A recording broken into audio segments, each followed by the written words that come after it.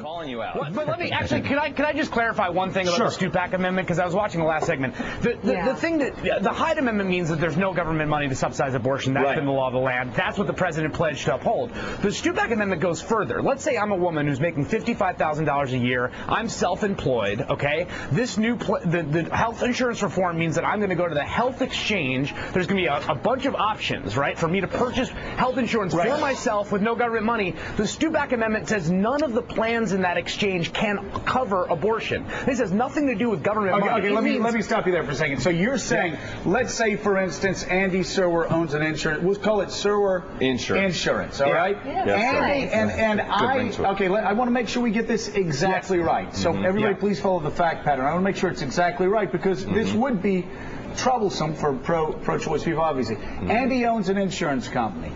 My wife has been a part of Andy's insurance company for 10 years, right? Andy then decides to opt in to this plan. I'm going to be a part of this federal plan. So now he is getting federal money. Does that mean that my wife, if she still stays Andy's insurance company, can't get an abortion?